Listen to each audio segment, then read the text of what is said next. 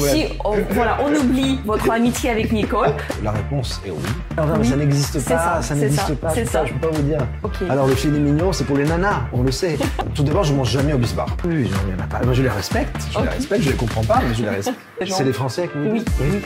Et pourquoi quand ils exportent leur vin, on ne dit pas la même chose? C'est la seule réponse que je peux vous dire. Salut à tous, c'est Macha Edo et aujourd'hui, pendant ce jour bien ensoleillé, on est avec vous à Monaco, dans le paradis de tous les amateurs de la viande, le Beef Bar. Maintenant, vous pouvez trouver le Beef Bar un peu partout dans le monde, mais c'est ici en 2005 que ce concept a été né. On y va? Bonjour Ricardo, merci beaucoup d'accepter déjà parce que je connais qu'avec votre emploi du temps, c'est pas évident de trouver une heure pour parler de tout ce que vous avez fait et que ce que vous faites maintenant.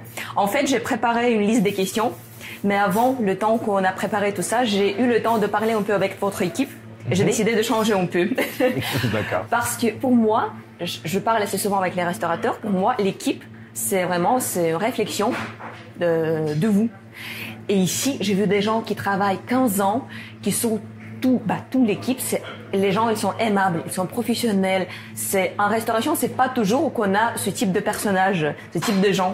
Donc, dites-moi vos secrets, comment on peut construire une telle équipe, surtout des gens qui travaillent avec vous pendant des années.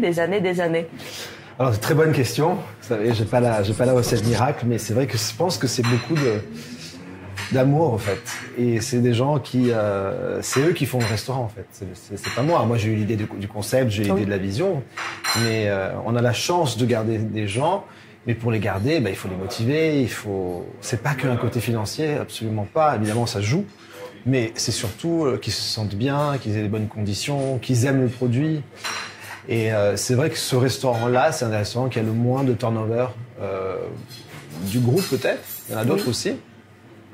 Mais c'est une vraie chance. Moi, j'essaie de les connaître tous, de nom, de prénom. Si je connais pas leur prénom, de les reconnaître, de leur serrer la main, de les écouter. Et je pense que ces petites choses font aussi que il y a un attachement. Après, c'est un tout. Je pense que la clientèle aussi est très importante. Avoir des bons clients, des clients qu'on connaît. Puis Monaco, c'est petit, donc on a souvent, même si ici c'est assez international, on a quand même beaucoup de repeat guests qui reviennent tout le temps, donc c'est un peu une famille qui se crée. Voilà. Ok. Mais il n'y a pas de recette miracle, je vous le dis. Mais quel type de personnes, quelles personnes peuvent jamais travailler avec vous? Il n'y a personne en particulier, on n'est pas du tout classiste là-dessus. Je pense que c'est des gens qui, peut-être, pour répondre à votre question, c'est des gens qui n'ont pas de motivation. Ok. Voilà, des gens qui ne sont pas motivés, qui font ça que pour l'argent, ou qui doivent trouver un job. Mais c'est vrai qu'il y en a de moins en moins. C'est très difficile aujourd'hui de trouver du personnel. Donc, je pense que je ne suis pas le seul à vous le dire. C'est ça. Mais il y a beaucoup de... Il faut avoir du réseau. Il faut connaître les amis des amis.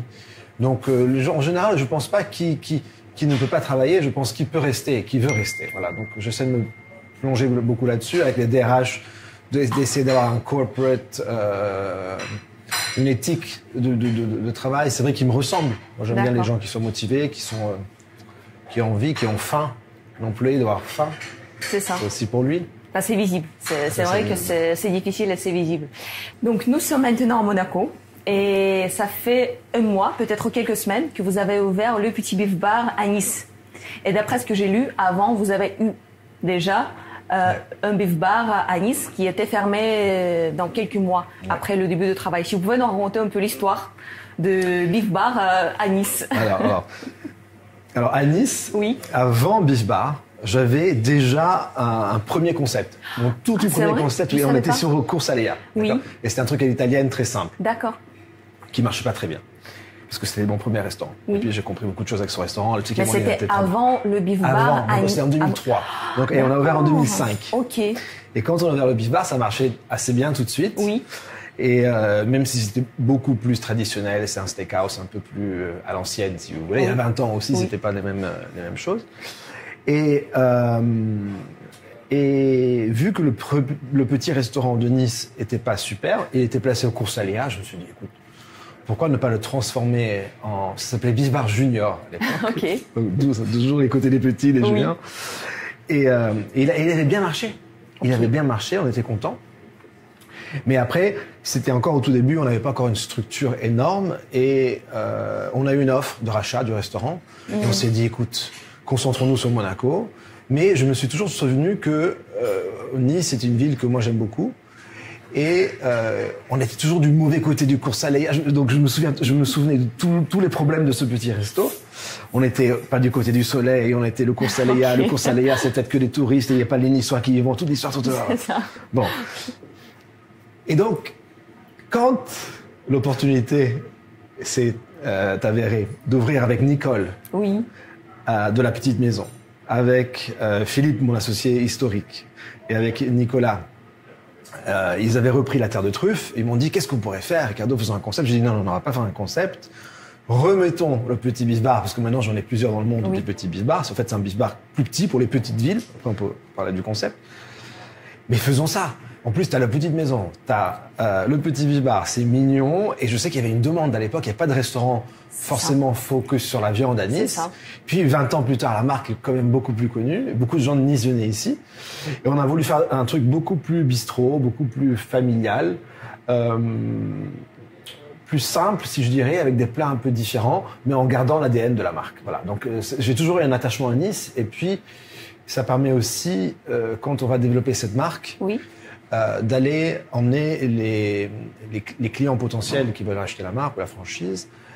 On a un endroit ils viennent à Monaco et on leur montre un peu tout. Donc, on leur montre le grand, le petit, les autres marques qu'on a. Et on peut maintenant les emmener à Nice. Pour montrer notre concept. Ce concept, on n'a pas besoin d'aller à Paris ou à Londres. Et on l'a là. Et puis, je suis tombé amoureux du lieu, magnifique. Et on est du bon côté, pas sur le cours avec les touristes. On est à côté de la petite maison. On sait qu'il y a un soleil qui est joli. Et donc, aujourd'hui, c'est un petit, il y a 30 places dedans, mais on a rajouté l'agence à côté, donc on va doubler la surface. Je sais pas, ok. Et on a une grande terrasse de 50 couverts, donc ça sera pas un petit beef bar, en fait. Ça sera non petit, mais il sera assez grand quand même pour un petit, Et si on parle des concepts, finalement, quelle est la grande différence entre, si on parle pas uniquement de la quantité des places assises, entre le petit beef bar et le beef bar? Tout d'abord, on a déjà une cuisine qui est beaucoup plus restreinte. On a voulu faire une carte un peu plus réduite et garder vraiment les best-sellers des beef bars. D'accord? Donc, on a tous nos steaks, nos sauces, tout ce qu'on veut. On a même du wagyu, on a de l'angus, tout ce que tu veux. On n'a pas toutes les grandes préparations. On n'a pas les wok, on n'a pas les robata. On a des pâtes, mais on n'a pas toute une grande gamme de pâtes. Et on a des produits qui sont dédiés aux petits, qui sont une carte de burger, parce qu'on fait les meilleurs smash burgers. Je travaille 2 ans pour les smash burgers. On va faire toutes les milanaise avec les toppings. Ça, c'est un truc que je crois beaucoup. Et j'aimerais que la marque soit un peu plus jeune, mais surtout plus... En fait, si on garde Beef Bar, on peut en avoir un à Paris et un à Monaco. Mais la France, il y a plein de villes. Là, on fait Strasbourg, on a un deuxième à Paris, on a Nice, on regarde Lyon, on regarde Marseille. Donc, je pense que c'est un petit Beef Bar pour les plus petites villes. Voilà. Après, il faut qu'il y ait du sens financièrement, parce que aujourd'hui, quand ici, on a 50, 60 employés, il faut qu'on fasse un certain chiffre pour que ça tienne la route.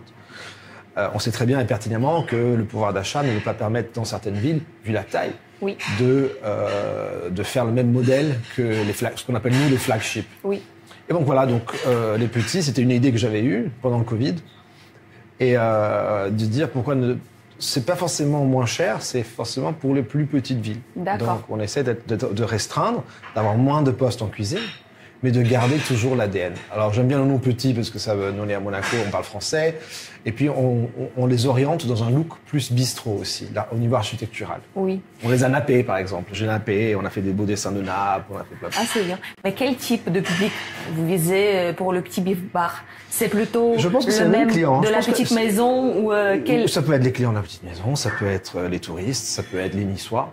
Moi, je crois beaucoup à travailler. J'aime beaucoup travailler avec les locaux en général.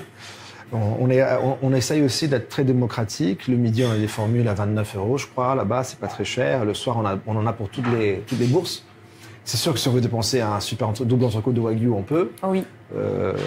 Mais si on veut aussi rester sans trop se saigner. On a aussi des très bons, les burgers, comme je vous ai dit, oui. des anglais à échalotes qu'on fait pas ici, par exemple. Voilà. Mais c'est vrai que, parce que quand j'ai parlé avec même Philippe Canatella de Gusto Family, j'ai demandé quel type de restaurant on n'a pas pour l'instant à Nice. Il m'a dit ça, il m'a dit qu'on n'a pas un bon restaurant avec de la viande.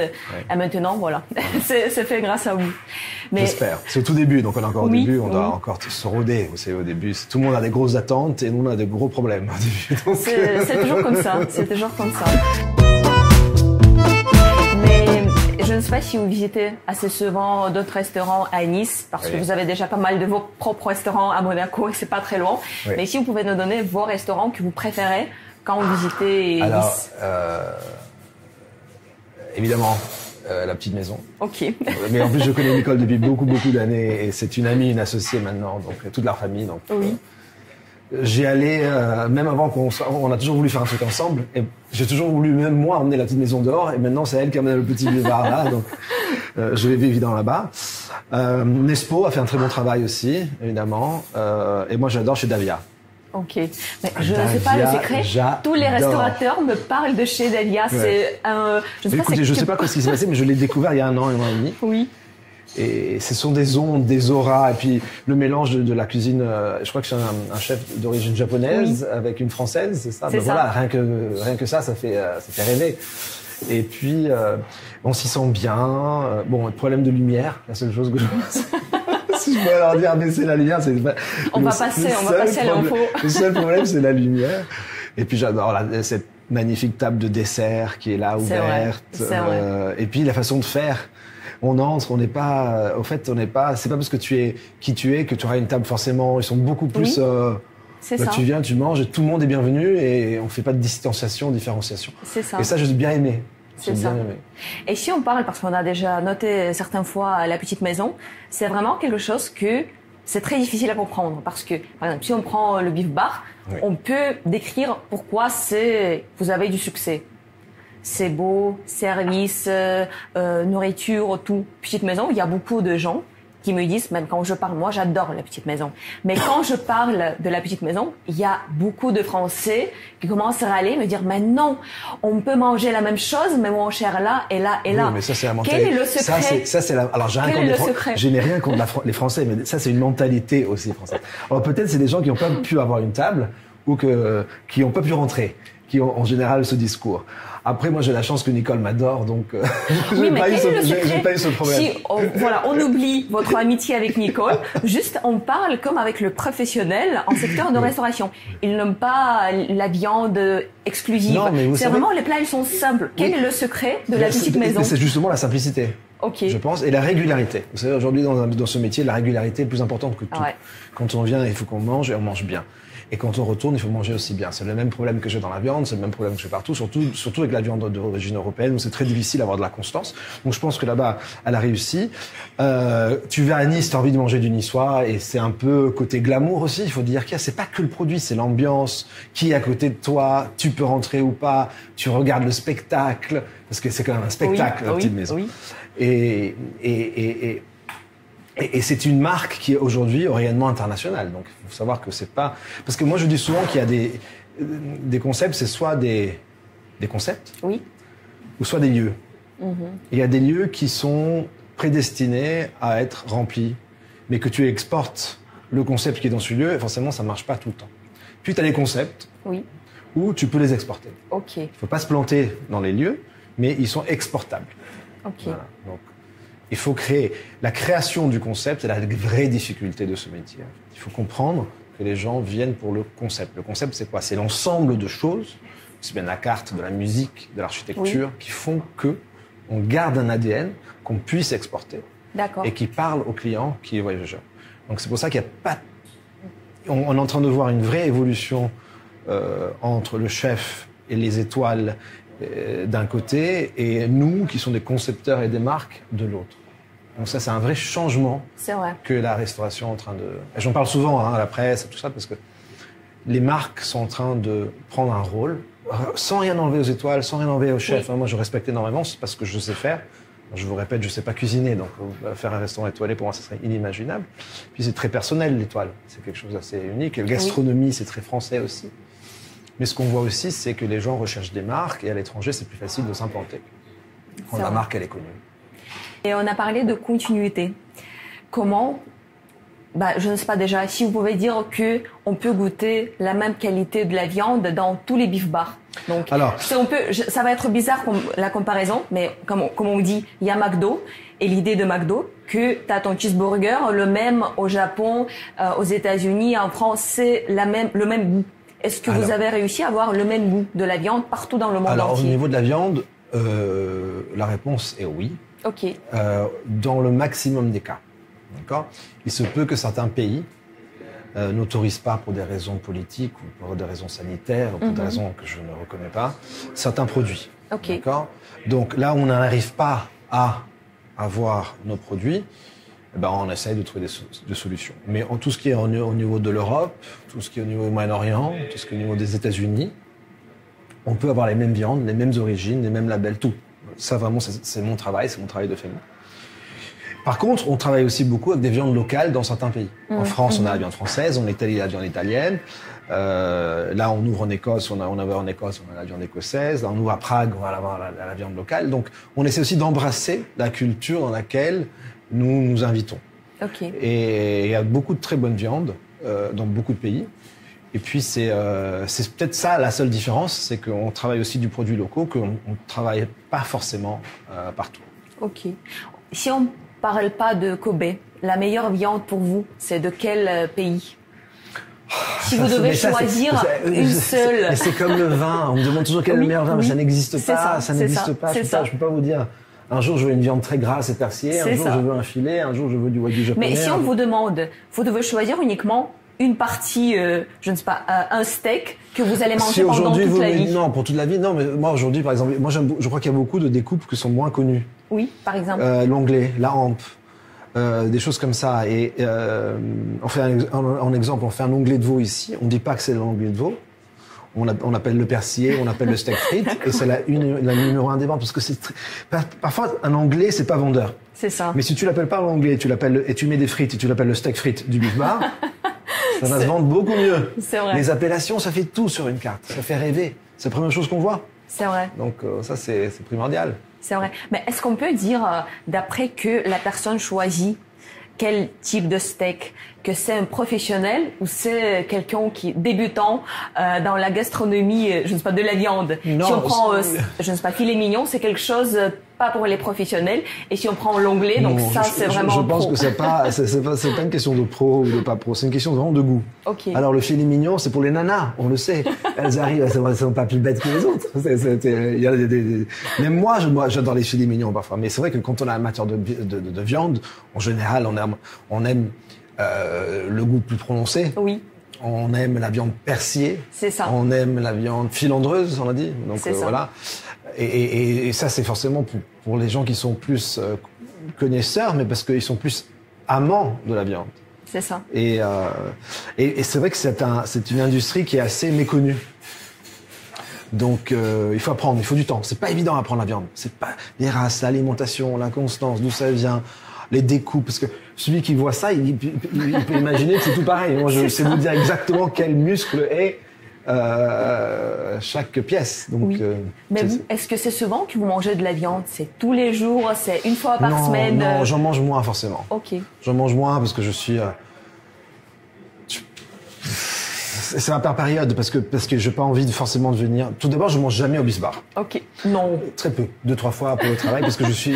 Quand okay, je mange pas, travail. Mais je travaille la okay, marque et la carte tous les jours, donc j'ai du mal. Après, c'est sûr que si je viens... Je mange des petites portions de viande, je sais pas trop manger. Avant, je mangeais énormément de steak la nuit, je dormais mal et tout ça. Oui. C'est vrai que si on veut manger une bonne viande, c'est bien de manger aussi le midi. Okay. Je le conseille beaucoup parce que forcément c'est riche en hémoglobine et tu dors pas super bien. Surtout si tu en manges beaucoup. C'est vrai, c'est vrai. En plus, c'est bon, c'est difficile de s'arrêter. Mais si on parle de la popularité des gens de vegan, végétariens, est-ce que déjà vous avez quelqu'un qui travaille avec vous qui est végétarien ou vegan dans votre équipe ou c'est... Je pense. c'est interdit. Ah oui, il y en a pas. Moi, je les respecte, je les comprends pas, mais je les respecte. Oui, mais écoutez, moi, encore une fois, je devais faire un beef bar, je devais faire un beef bar vegan, parce que je crois beaucoup à cette mouvance. C'est vrai que la mouvance est un peu partie Il n'y a plus le hype du vegan depuis un an.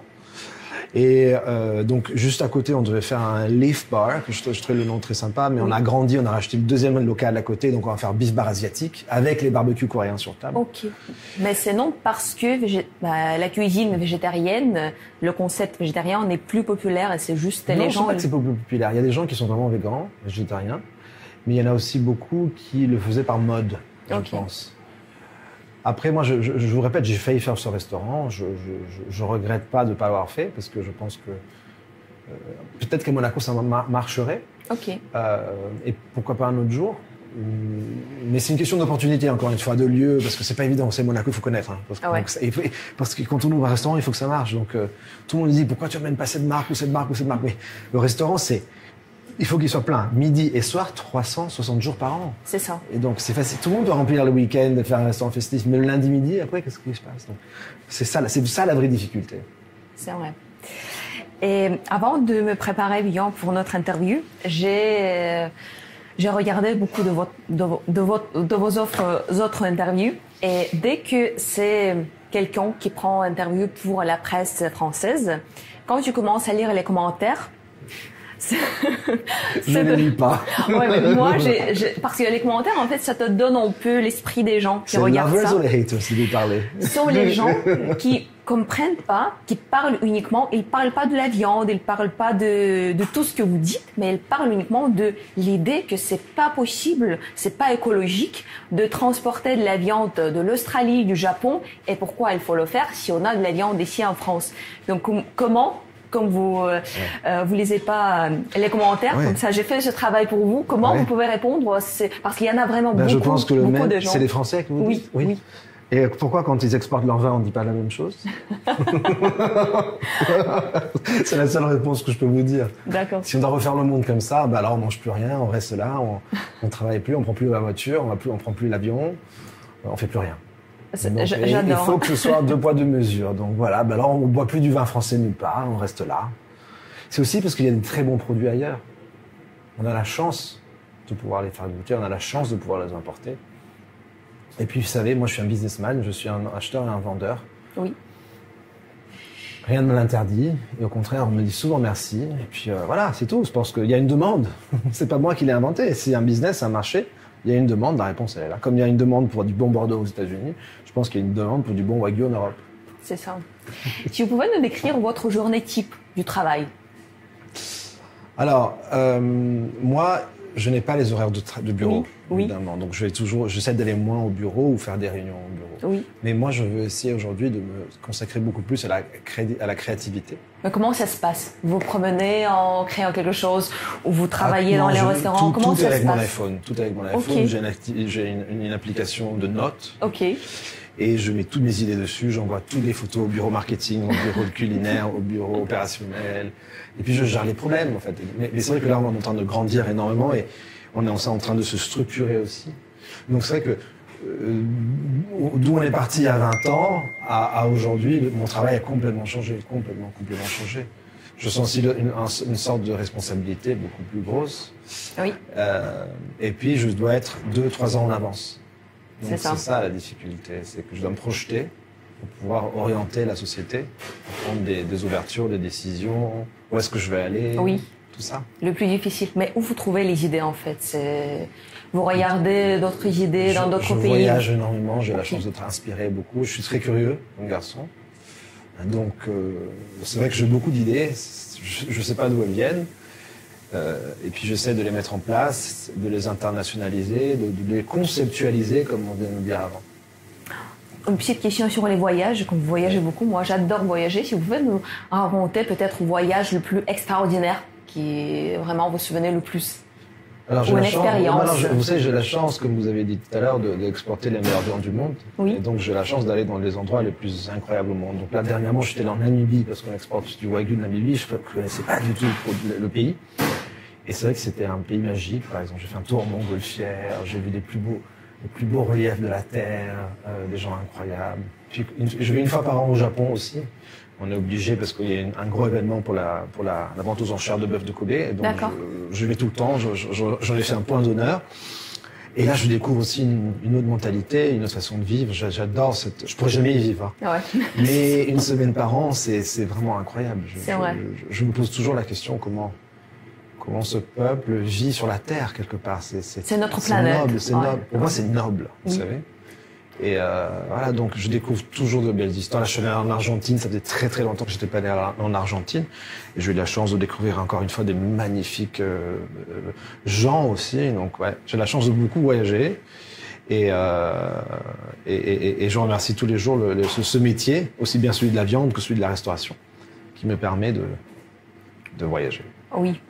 Comme je dis, au Japon, c'est bien d'être étranger au Japon, mais c'est très difficile d'être un Japonais dans sa tête parce que ce sont vraiment les gens qui ont tellement d'idées que tu peux pas faire, tu peux faire comment il faut faire, que je crois que c'est difficile d'être un Japonais et de vivre au Japon. C'est très dur, oui, même pour moi de comprendre la culture, mais je la respecte énormément. Et quand je suis là-bas, qu'on est nous des guests, il faut qu'on comprenne que pour eux, nous aussi, on est très différents.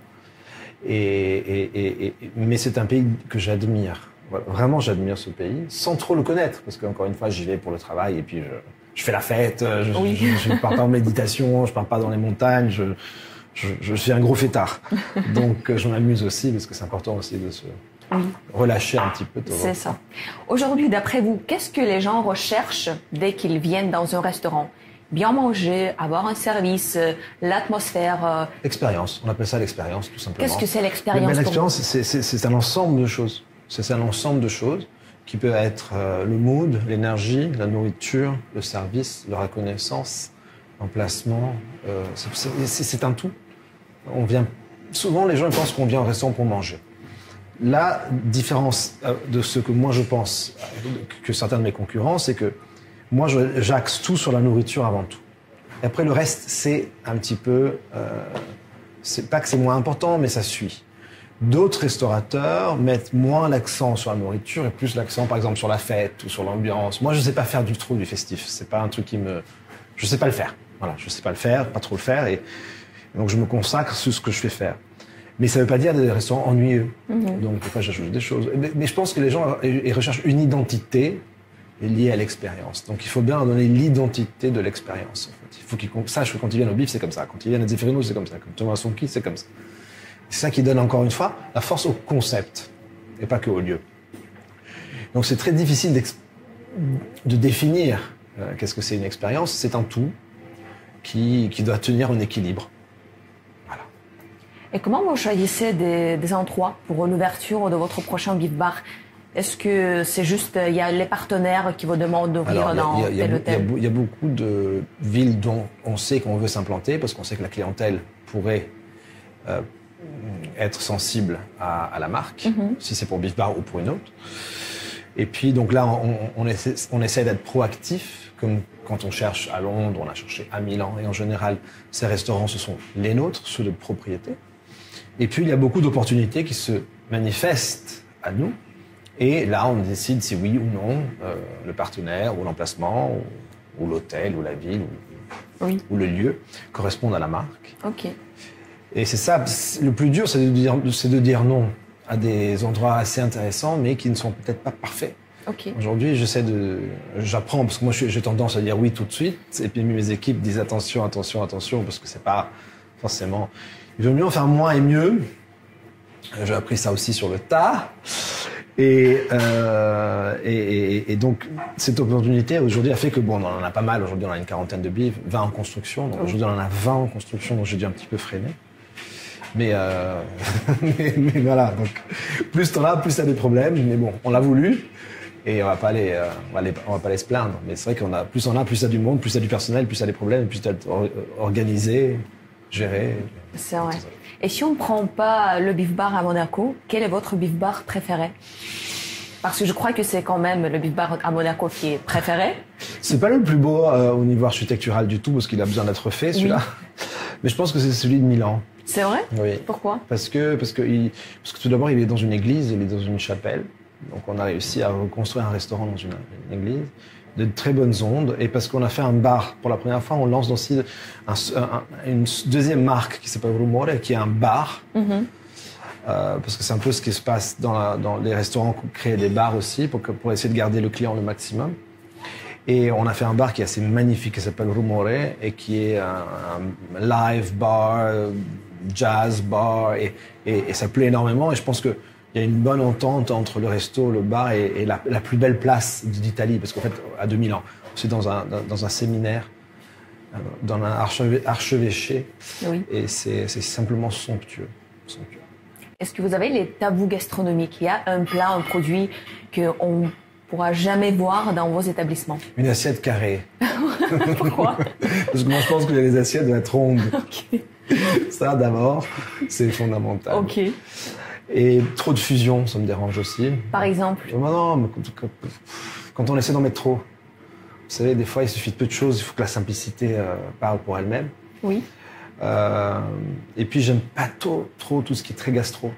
Ok. Encore une fois, quand on essaye de faire trop pour impressionner, après, moi, je viens pas de ce monde-là, donc je préfère garder un produit neutre, pur et le donner.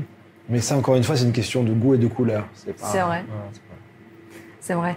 Donc, je crois que je connais la réponse, mais pourriez-vous devenir un végétarien un jour? Non, pas végétarien, mais je pourrais manger de temps en temps. Je mange de temps en temps des légumes, j'adore ça. Ok. Je vais faire un autre restaurant de viande, d'ailleurs, à Monaco, Oui. avec une énorme carte de légumes à la grillade, parce qu'on va faire un restaurant au feu de bois. Et nous, on est en Europe. Et maintenant, vous avez beaucoup de beef bars et d'autres concepts un peu partout dans le monde. D'après mon avis, il y a beaucoup de concurrence pour l'Europe aujourd'hui, surtout pour la France. Parce que France, oui, c'est quelque chose de très populaire sur la scène gastronomique. Mais maintenant, comme vous avez dit, avec tous les nouveaux concepts, peut-être, je crois que... en fait, pour moi, c'est un peu difficile de voir le futur du développement de la France. Comment vous pensez, quels sont les atouts d'Europe aujourd'hui si on va comparer avec d'autres pays qui ont beaucoup plus de possibilités? À côté fiscal, c'est important également quand tu embauches 50 personnes. Bien sûr.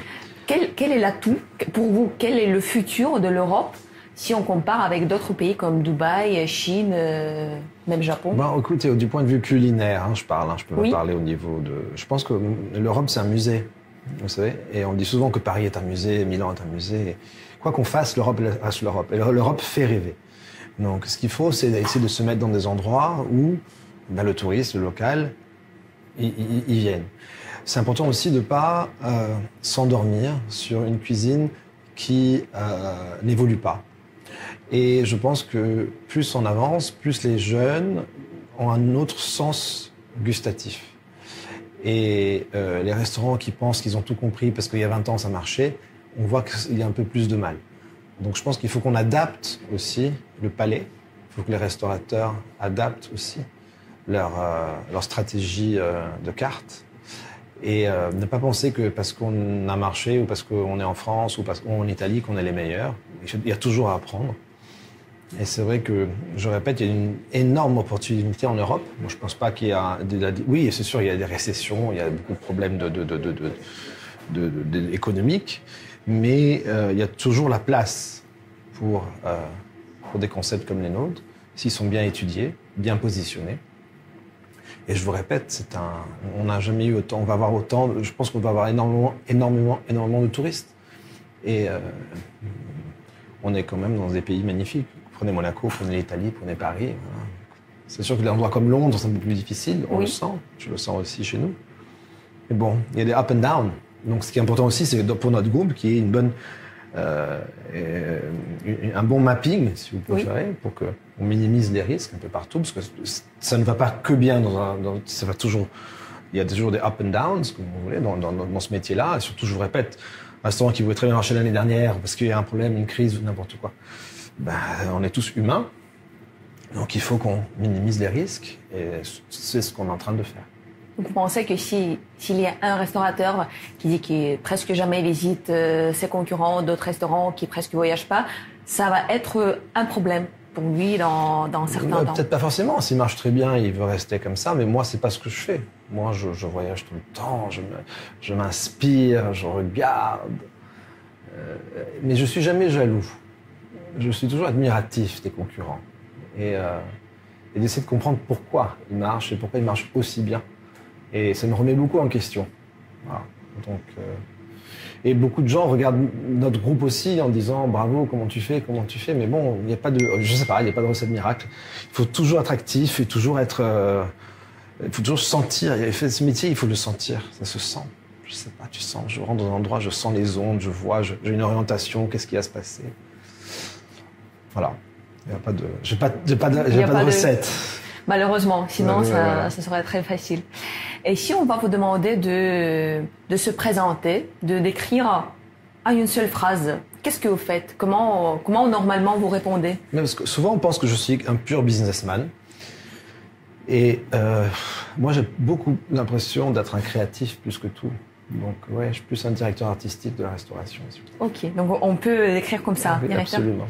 Et si vous devez choisir un autre métier, comment peut-être en enfance vous avez eu d'autres désirs, si c'est pas d'être un créateur des restaurants? J'aurais adoré être graphiste. C'est vrai? Oui, je suis très fort en graphisme. Je sais pas dessiner, hein. Oui. Mais je sais voir j'adore le graphisme. Ok. Je suis pianiste aussi, mais j'ai jamais été aussi assez doué Oui. pour être un concert pianiste, mais j'adore le piano, donc ça c'est une autre passion qui est liée à ma créativité, je pense.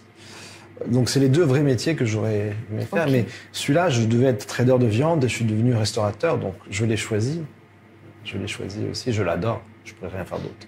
Oui, mais on peut dire comme vous avez commencé, donc en fait votre père il a commencé un peu le travail avec la viande et vous avez évolué vraiment ce métier, que on va dire que vous avez ce devoir de continuer ce métier. Ou vous pouvez dire non, je veux être une pianiste ou encore, ou c'était vraiment quelque chose de familial au tout début. Là, à mon âge.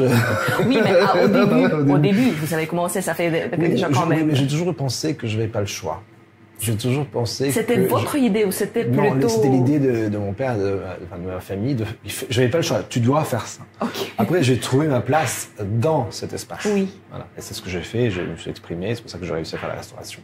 Parce que le métier de la viande, il n'est pas très créatif. C'est ça. Voilà. Et il était encore moins quand il n'y avait pas de branding, pas de valeur ajoutée, pas de créativité. Ça, c'est ce que moi j'ai fait. Après, j'ai eu la chance d'avoir que mes parents m'ont laissé la place. Oui. Et même toutes les erreurs que j'ai pu faire, j'ai pu me redresser. Mais la base, non, à la base, c'était tu fais ça, et j'ai essayé, et je l'ai un peu réorienté, et voilà, me voilà aujourd'hui. Et aujourd'hui, avec déjà telle quantité d'endroits que vous avez ouverts, beaucoup de succès, quelle est la motivation qui vous pousse à continuer? Je sais pas, parce que j'ai pas envie d'arrêter. Donc, je sais pas que pour l'instant, j'ai pas envie d'arrêter. C'est vrai que c'est très fatigant. Oui. Mais je pense que je suis pas encore arrivé au meilleur de moi-même. Bon, alors peut-être que je dirais ça dans 20 ans aussi, mais je pense qu'il y a encore à asseoir les marques. Là, je suis plus dans l'acquisition de certaines marques qui sont un peu endormies, qui ont un potentiel énorme pour les internationaliser. Et ça, je pense que c'est un vrai challenge. J'adore faire ça. Donc, je repackage des marques qui ont de l'héritage, qui ont de la substance, comme Zeffirino, comme African Queen, comme Anaï, comme des choses comme ça. Et je les remets au goût du jour et je les exporte. Et ça, c'est un vrai travail. Un peu comme un styliste faisait dans la mode. Nous, on fait ça pour la restauration. Et tant que ça reste une passion, je le ferai. Et quand j'en aurai marre, si j'en aurai marre, il y a plein de solutions d'exit, on verra. C'est vrai. Mais vous aimez vraiment le processus ou le résultat? Par exemple, quand il y a un restaurant qui s'ouvre, ou c'est vraiment le processus où vous avez cette, en fait, ce que j'aime le plus, joie de la vie. Je pense que le plus intéressant pour moi, c'est d'une idée à la réalisation. C'est-à-dire et me dire, ah, j'avais raison. Ou, ah, non, j'avais pas raison, ou j'avais tort. Je me plante moins, mais je me plante toujours. Oui. D'accord? Mais ce qui me plaît, c'est vraiment cette mise en scène de conceptualisation qui va de l'assiette à l'architecture, à l'ambiance, à la musique, à l'olfactif, au marketing, au PR, guest-relation, tout ça. Oui. Et il ne reste que du blitz. En fait, je vais vous donner 2 possibilités et vous devez choisir un. Mais même si c'est impossible ou difficile, il faut choisir. Donc, on commence. Ribeye ou filet mignon? Filet mignon. Viande maturée ou, je ne sais pas si on peut dire viande fraîche, pas maturée. Viande maturée. Maturée. Kobe ou Wagyu? Kobe. Côte de bœuf ou entrecôte? C'est la même chose en os, donc on va dire entrecôte pour aller. Steak saignant ou à point? Saignant. Mais on peut dire que, en fait, également, les vrais amateurs de la viande, ils doivent manger saignant ou bleu. Et s'il y a quelqu'un qui demande bien cuit, on dit bah, au revoir, vous quittez notre établissement. Non, pas du tout. Hein. On le cuit, bien cuit. Oui, j'étais ici un soir avec mon ami. Un deuxième. Mais j'étais ici. C'est vrai que c'est mon histoire. J'étais une fois avec mon ami qui est de la Russie. Il mange pas du tout saignant, même à point. Il a dit, et il a commandé, j'ai pas entendu, mais il a demandé bien cuit. Et j'ai dit, après il m'a dit, c'était bien cuit. J'ai dit, mais qu'est-ce que t'as fait? Ils vont nous dire de partir, c'est pas possible. Alors, ce qui est intéressant sur le bien cuit, c'est que plus la viande est persillée, oui, plus le bien cuit reste tendre. Donc c'est pour ça que le wagyu est aussi présent dans les pays du Golfe où on mange que bien cuit, par exemple. Donc c'est pour ça que le persillage va donner la tendreté. Le gras va fondre à l'intérieur et va laisser la viande avec ce goût, sans être sec ni dur. C'est pour ça que vous prenez un filet français. Vous demandez ça bien cuit, ça devient dur. C'est pas forcément la meilleure. Donc il faudrait que quand on demande du bien cuit, on oriente des gens vers du wagyu ou de la viande très persillée. Mais peut-on dire quand même que si quelqu'un commande la viande bien cuite, plutôt, c'est pas vraiment un vrai amateur de la viande? Écoute, encore une fois. Non. On a tout vu. J'essaye. On a tout vu. On a eu des gens qui mettent des glaçons dans le vin rouge. Donc voilà. D'accord. Qu'est-ce qu'on voulait que vous disiez? Est-ce que vous avez déjà grillé le tartare? Non. Griller le tartare poêlé, vous voulez dire? Poêlé, c'est ça. Alors on le fait si on nous demande. Et le tartare bien cuit, non? Jamais. Ça, c'est un steak haché. Mais si on vous demande, par exemple, vraiment, on dit, mais c'est cru. Alors je sais pas ce que les règles nous imposent, mais en général, si on peut le faire, on le fait. On dit toujours oui au client. Vraiment, on se prend pas de haut, dire c'est comme ça chez nous. Non, pas du tout. Le client est roi. Le client est roi, oui. Vous êtes d'accord avec ça? Jusqu'à qu'il reste poli, bien élevé, et dans l'élégance de sa demande, si vous voulez. Ok.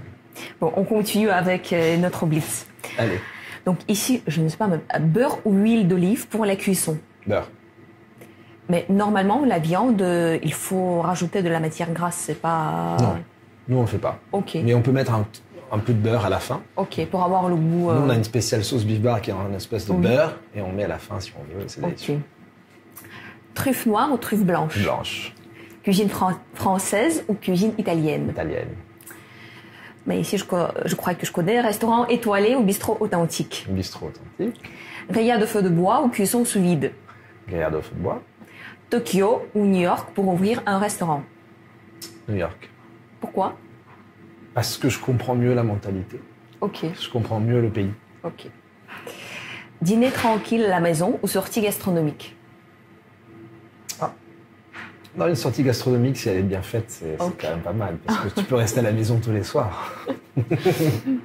Épices ou simplicité naturelle des ingrédients? On met la viande sur nos épices et je suis en train de me dire de l'enlever. Mais ça va remouer beaucoup de monde, donc on va dire épices pour l'instant. Ok, mais pour vous, c'est plutôt vous préférez parce que vous avez dit avant que... Oui, je préfère le produit un peu plus pur. Ok. Saucisse artisanale ou steak tartare? Steak tartare. Ok. Ben, je crois que c'est bon pour ça. Merci beaucoup. C'était vraiment un plaisir de vous voir. C'était sympa. Et j'espère encore de voir dans quelques années beaucoup d'autres peut-être concepts, pas uniquement de beef bar. Parce que ça fait plaisir de les visiter, de manger. Ils sont tous différents. Vous avez vu, oui, en fait c'est différent et tu vois la qualité en fait du service. En fait tous les détails. Tu sens que c'est vraiment une expérience et merci beaucoup pour le travail. C'est très gentil. Merci beaucoup.